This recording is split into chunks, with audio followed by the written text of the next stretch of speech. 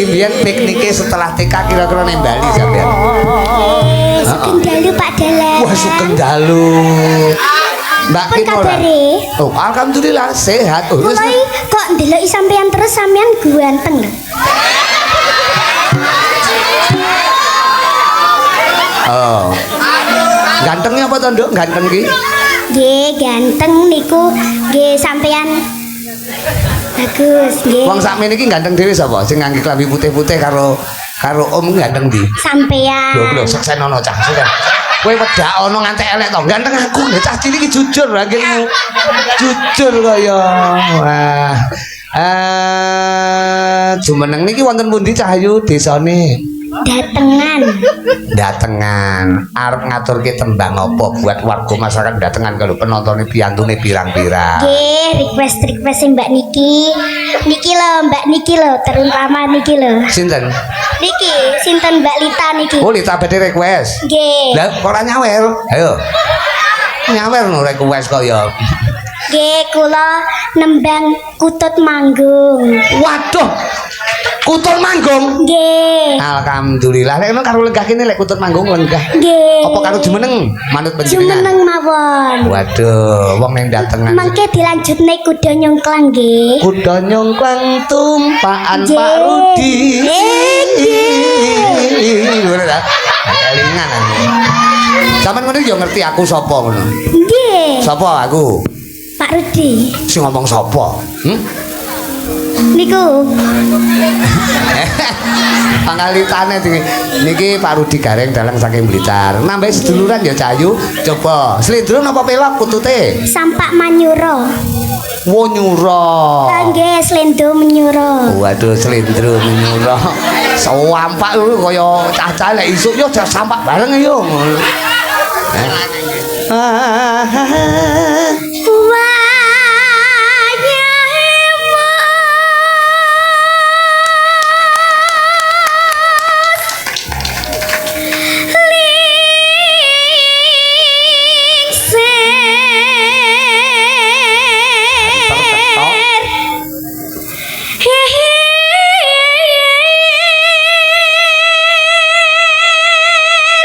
Hadire senentir sayang aku wis tuwek.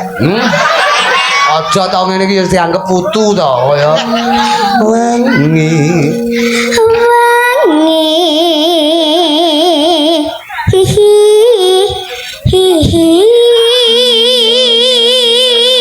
Terus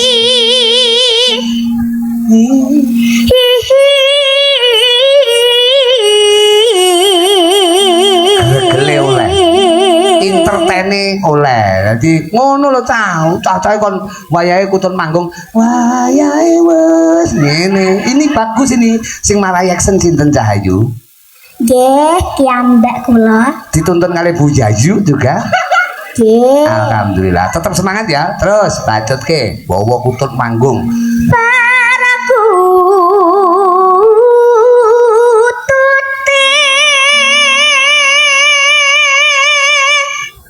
ampuh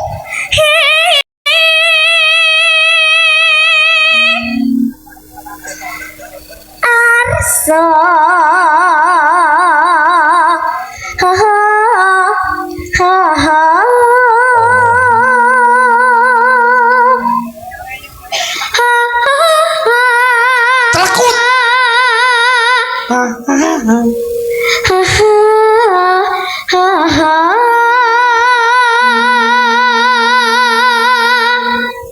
yes. Muni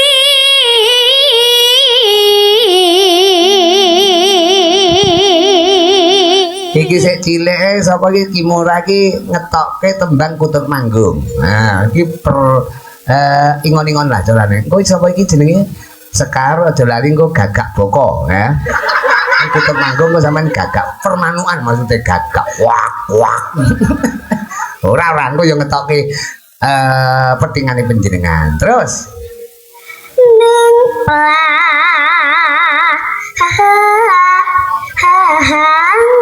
wis aku bangun tondong.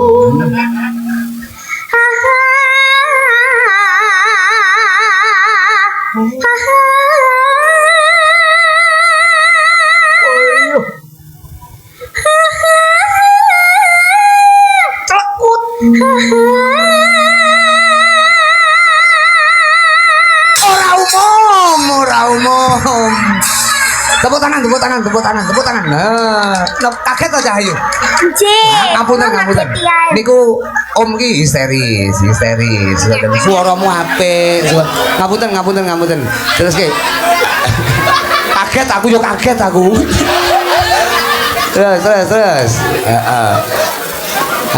Tekan di plangkringan.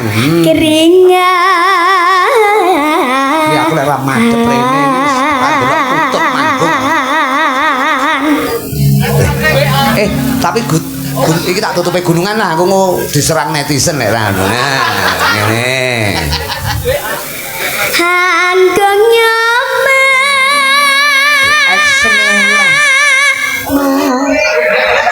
lah kowe iki ora tak kageti ya kaget dhewe no. Masamu. Ape? Anggungnya memanas. Anggungnya memanas.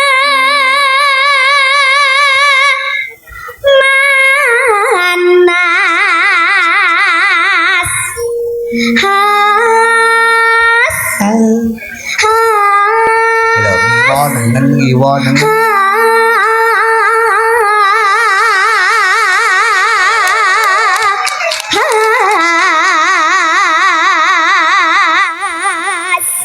Terus?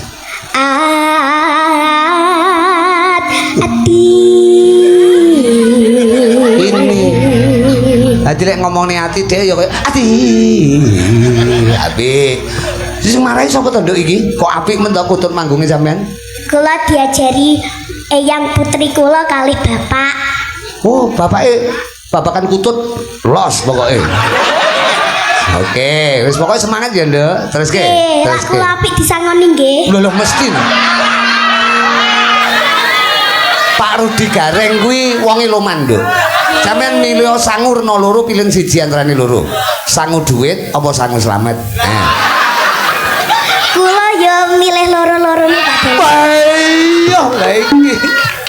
Oke, pokoknya diselesaikan tuh tembangnya sesuk tak sangoni tinggi sekolah ning sesuk tak sangoni sesuk. Lek sampean wis mulih aku mulih, akhirnya ora petuk no kaya.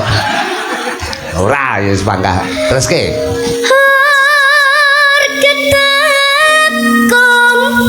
Heeh. Niku Kempul ta? Nggih. Omongno Pak Pul. Monggo Pak Pul, dikenek-kenek. Monggo Pak Pul. Kempul ngon. Ayo. Kong. Kong.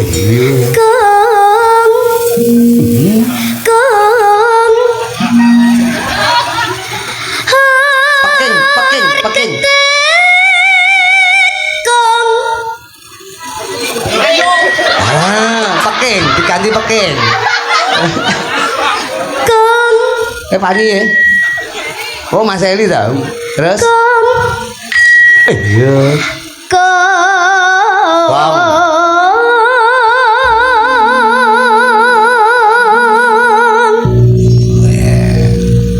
Amangga. Lah nggih to, Mbak? Nggih, monggo. Amangga.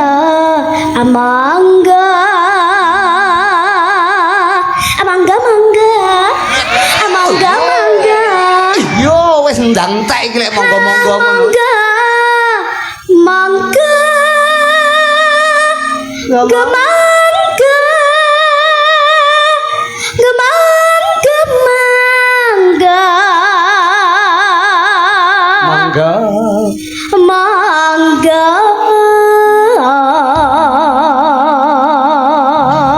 Krisnia umur 3 bulan wis iso kutut manggung biyen. 3 bulan lahir durung iso iki kelas 4 nggih. Naik kelas 4 Pak. Wah, naik kelas 4 apal dhek sik bangga kelingan aku naik kelas 4 kok. Aja medune lho ya, engko kula bali kelas 3 enggak boleh. Terus mitanget kang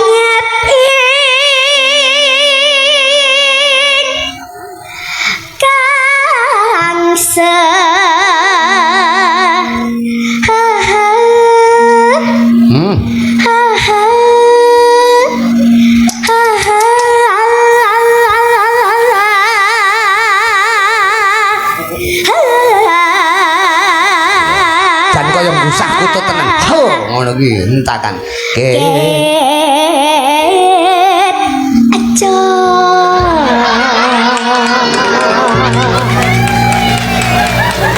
Aku malah ngantuk, aku lek mau liling ngono kuwi rumah aku. Pramitra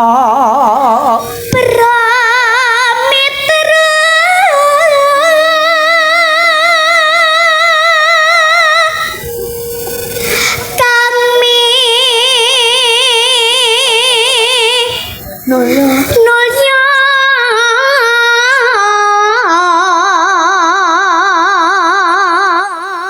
Ayo sapa? Sugeng rawuhipun sapa?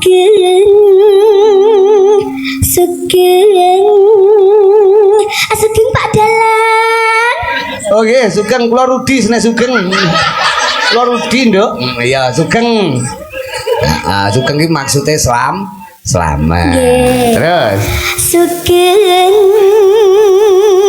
rawuhipun para penonton. yo. Kula sore-sore nggih. Lho iya no.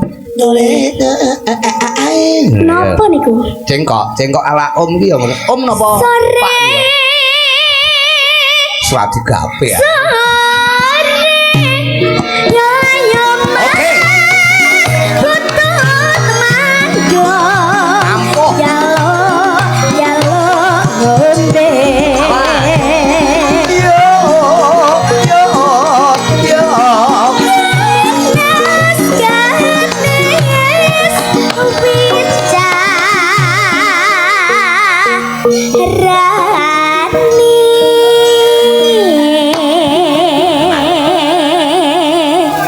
Wis gedhe ajane kok alpat to rumah aku. Wis tuku soru iso nduk sampean.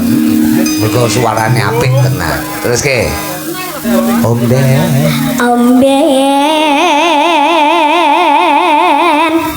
Amben omben.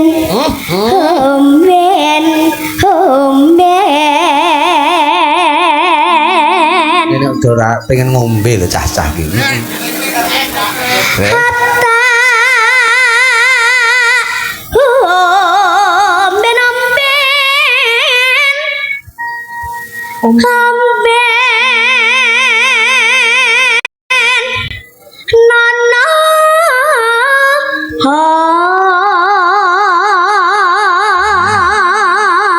Tapi kutute sinten sing diombeni? Kutute Mbah Lurah upamane. Kutute sapa ya? Nah. Manut panjenengan. Manuk kutut. Oh, kutut lah. Omben nono.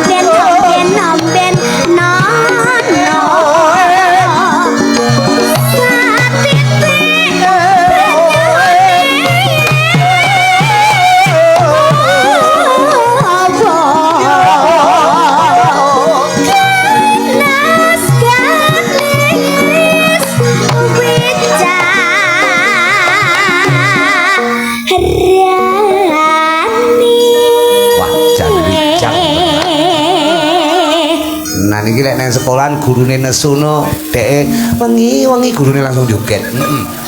Mergo ya kutut nganggone penak. Pakan akan pakan wah iya apakan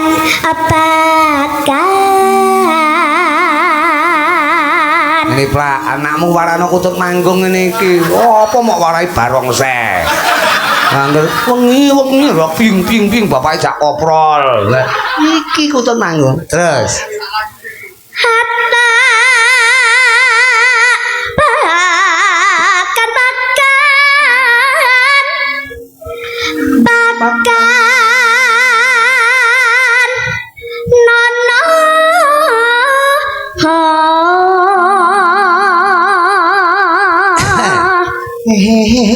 ya manu ekut pakan nono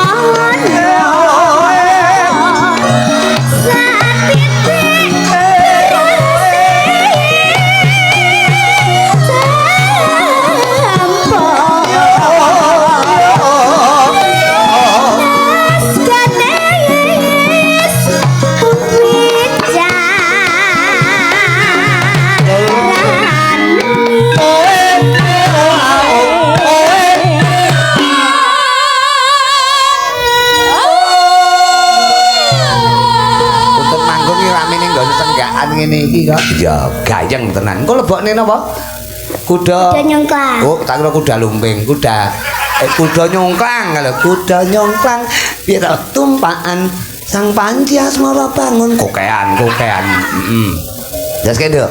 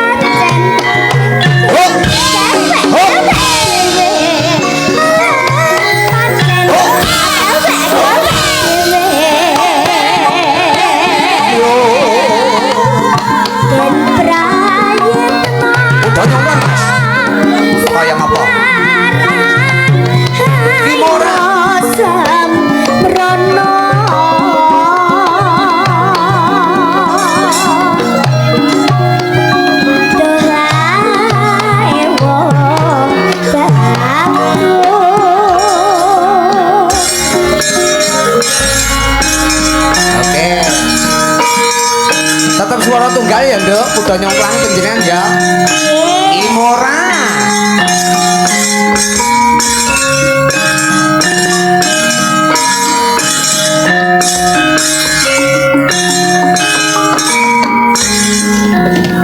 Ya. Ayo. Kuda nyongklang tumpakan Sang Panji. Ambek dikek moga.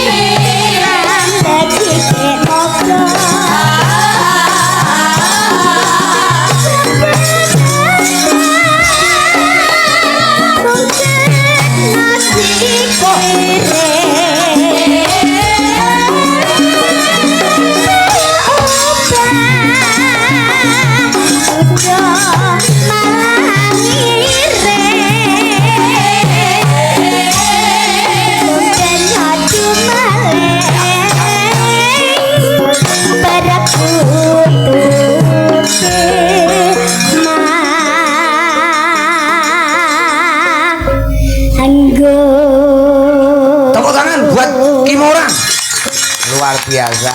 Nggih, pinarak rumiyin nggih, Nduk. Nggih. Putut manggung sakuta nyongklange luar biasa. Sik kelas 3 arep munggah kelas 4 kan. Salam ngene Pak E karo Bu E ya. Iya. Sapa jenenge iki? Kimora.